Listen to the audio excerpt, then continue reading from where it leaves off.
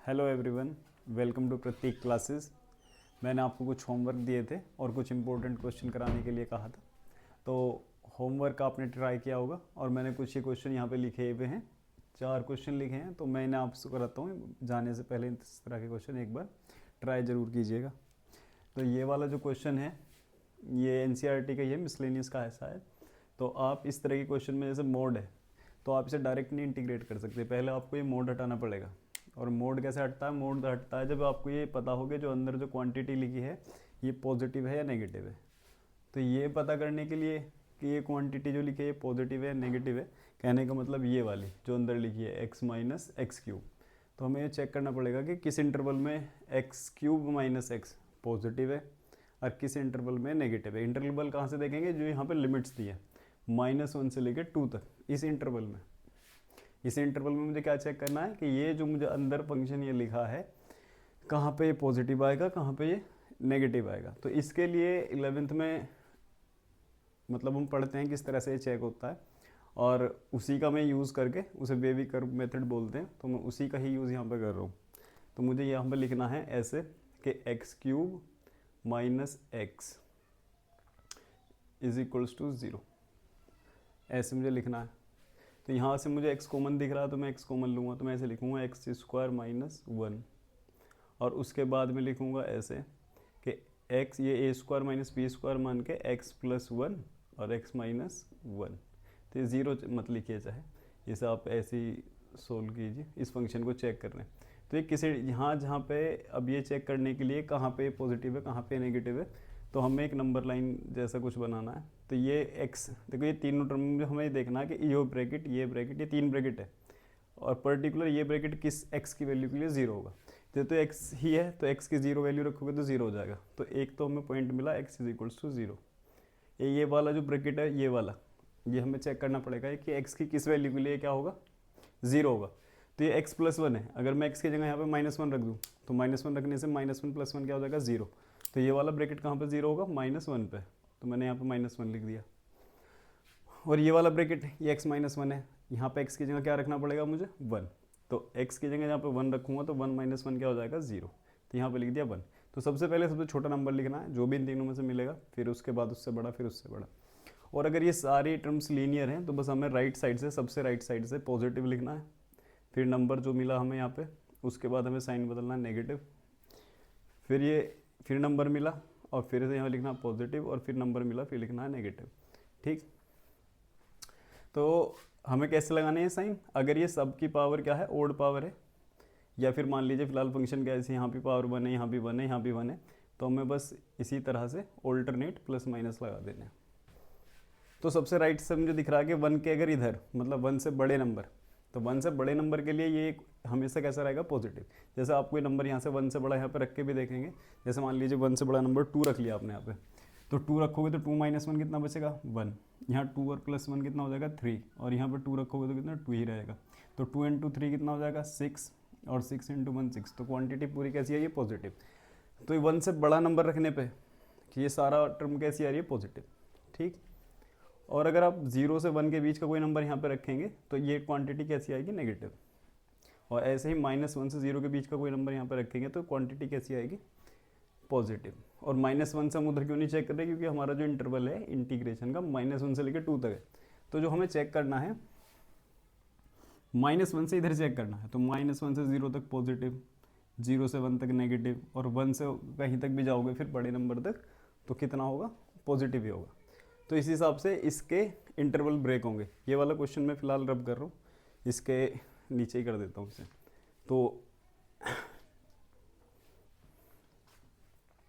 तो मुझे कैसे करना है, अब मुझे लिखना है इसे, इसको ब्रेक करना है 3 लिमिट्स में। इस इंटीग्रेशन को डायरेक्ट ना करके मुझे -1 से लेकर 2 तक मुझे कहाँ कहाँ इंटरवल ब्रेक करना पड़ेगा।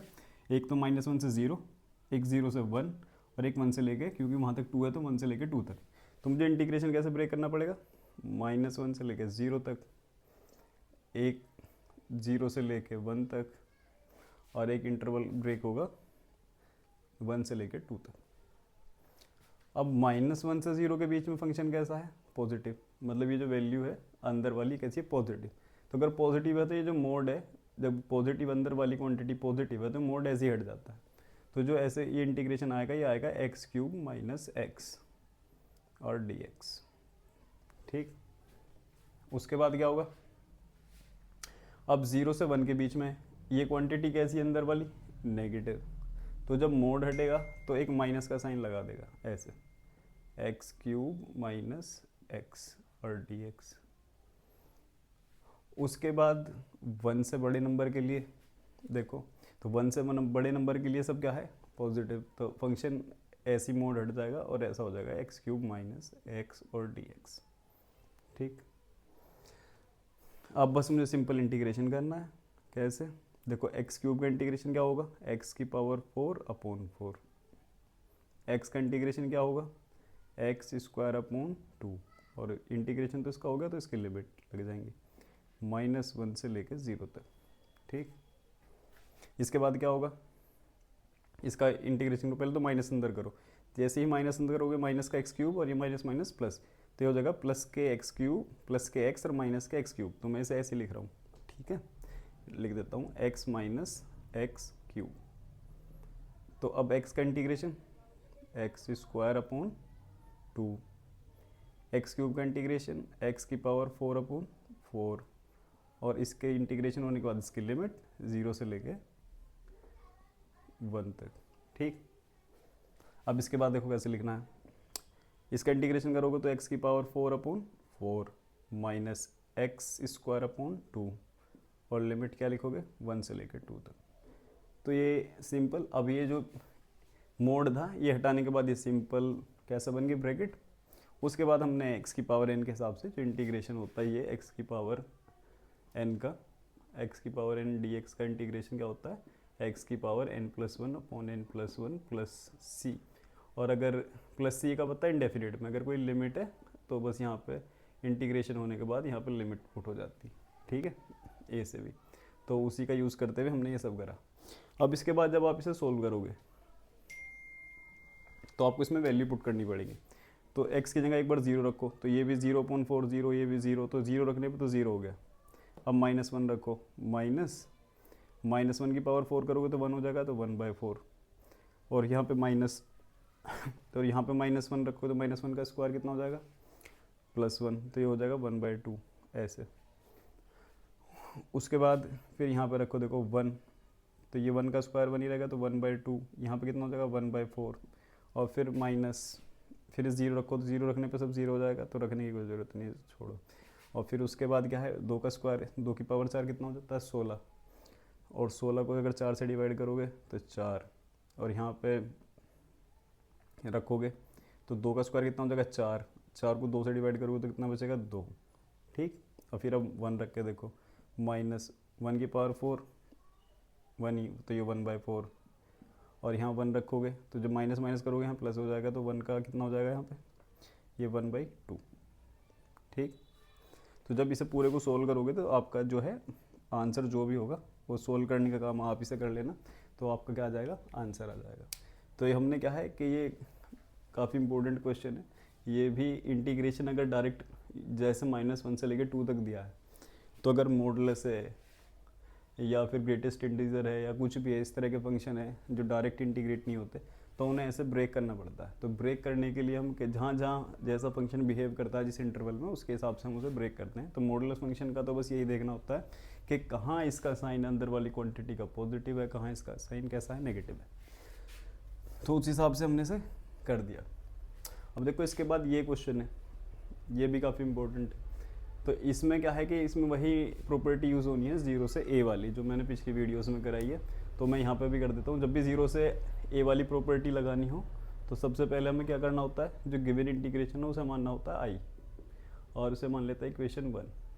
ठीक, उसके बाद क्या करना है, अब इसमें जहाँ जहाँ x है, x की जगह क्या रखना है, पाई माइनस एक्स, क्योंकि a की जगह क्या है, पाई है, तो हम यहाँ पे पुट करेंगे। तो i = 0 से पाई माइनस एक्स dx, और देखो यहाँ पे लिखो a² cos² पाई माइनस एक्स, जहाँ जहाँ x है वहाँ जहाँ a माइनस एक्स, मतलब पाई माइनस एक्स। और अगले में देखो क्या लिखोगे, बी स्क्वायर और साइन पाई माइनस एक्स। यहाँ पे स्क्वायर है साइन पे भी, तो साइन पे भी स्क्वायर। और इसका देखो, अब इसे ये सब तुम्हें याद होने चाहिए कि कोस पाई माइनस एक्स कितना होता है। तो कोस पाई माइनस थीटा क्या होता है, माइनस कोस थीटा। तो पर यहाँ पे स्क्वायर है तो वो पॉजिटिव ही हो जाएगा। ऐसे ही साइन पाई माइनस थीटा तो साइन थीटा होता है, तो स्क्वायर होने से साइन स्क्वायर थीटा, तो डिनोमिनेटर चेंज नहीं हुआ। तो हमारा जो ये बनेगा कि pi minus x d x, और अपॉन में कितना बनेगा, a square cos square x plus b square sine square x. ऐसा बन गया। अब क्या है, पिछली बार की तरह ये दोनों इंटीग्रेशन क्या करने पड़ेंगे हमें, ऐड। तो ऐड करने के लिए आप इसे ऐड कैसे करेंगे, तो अभी ना ऐड करना पड़ेगा। तो मैं इस वाले को तो मिटा रहा हूँ जो किया हुआ था।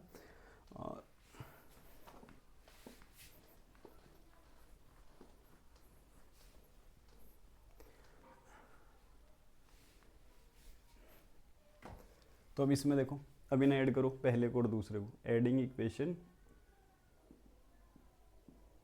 First and second.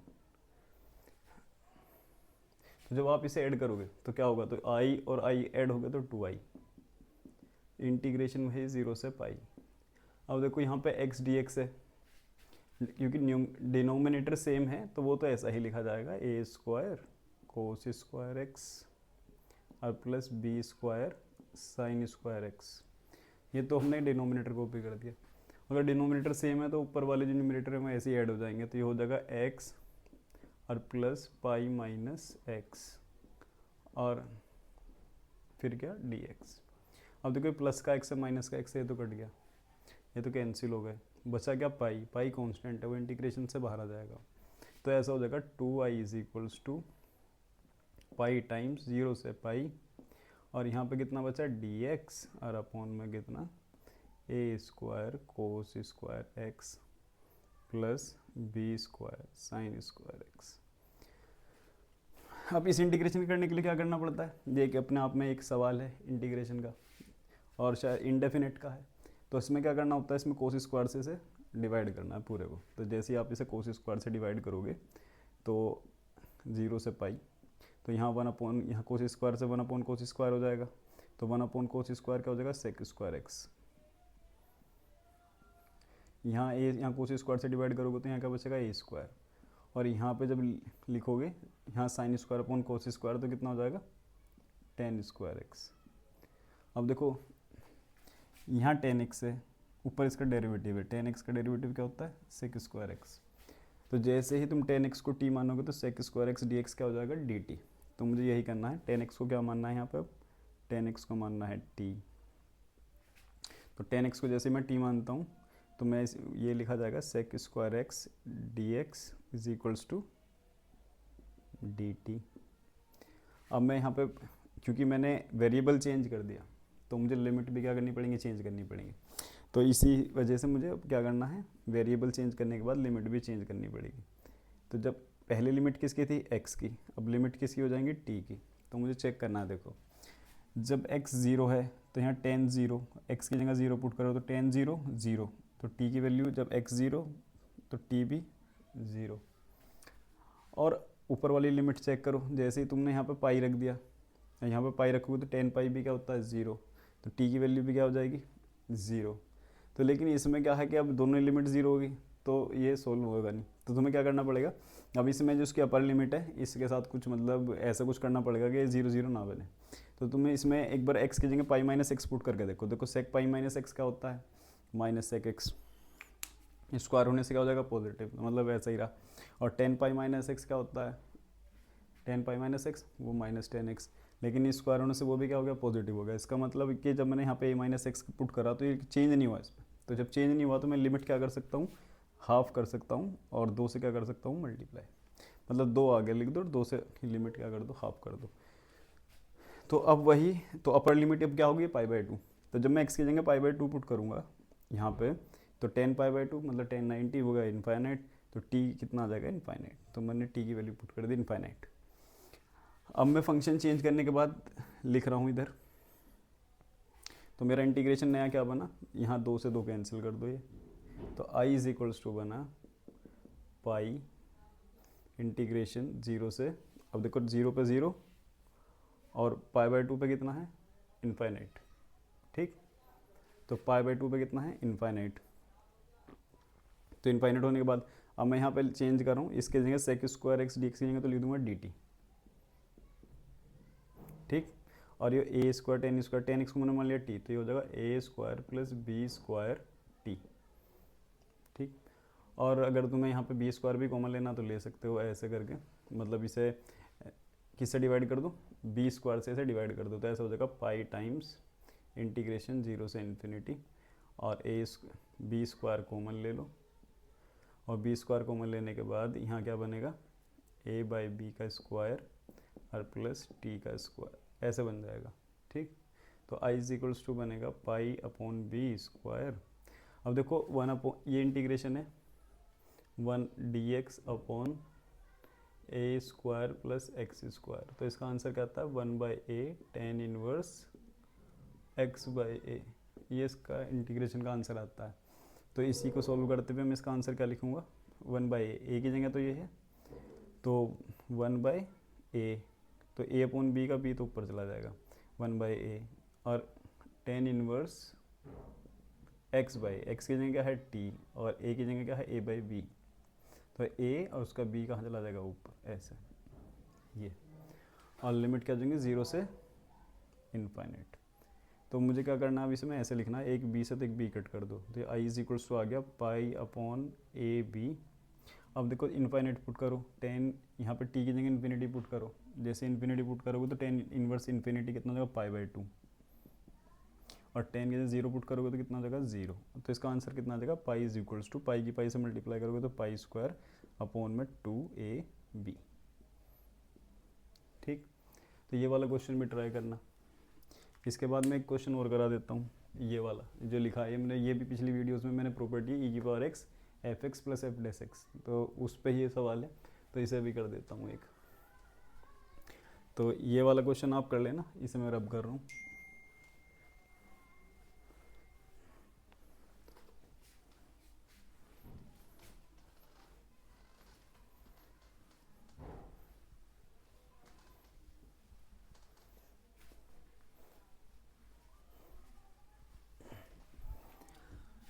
तो ये क्वेश्चन क्या है, ये तो सिंपल है, छोटा सा क्वेश्चन है पर इम्पोर्टेंट है।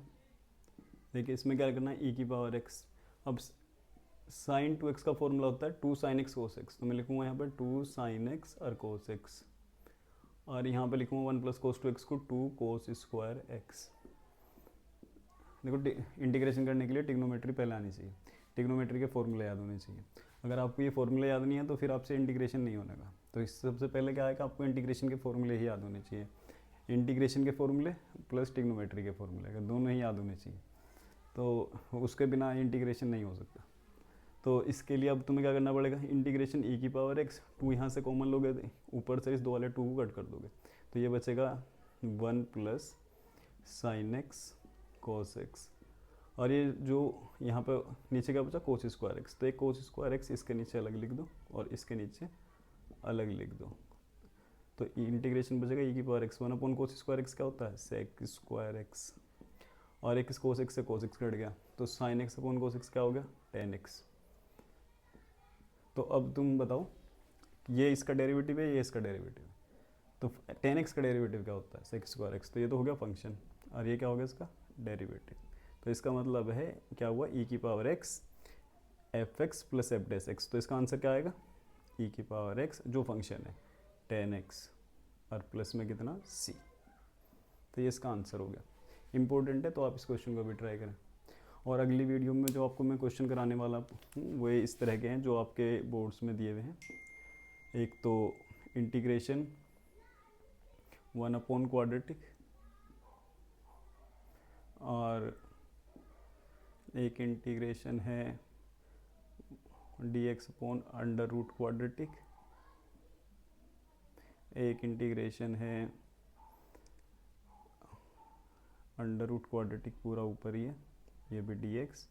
तो ये 3 तरह के सवाल ये कराने हैं, और अगर कुछ बचेगा तो वो भी मैं कराना है। तो ये इंटीग्रेशन की, इसके बाद ये इस तरह की वीडियोज़ हैं, ये इंटीग्रेशन आपका लगभग कंप्लीट हो जाएगा, जो पेपर के लिए इम्पोर्टेंट है। उसके बाद जो मैं अगला चैप्टर आपको करवाने वाला हूँ वो होगा 3D, वेक्टर 3D, क्योंकि उससे क्वेश्चन छोटे बनते हैं और जल्दी हो जाते हैं और ज़्यादा मार्क्स में आते हैं।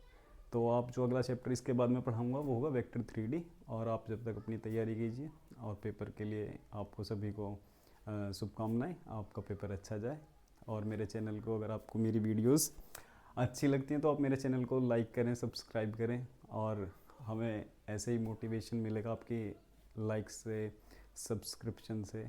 जो भी आप हमें कमेंट में लिखना चाहते हैं लिख सकते हैं वीडियोस के बारे में, ठीक है। और थैंक यू।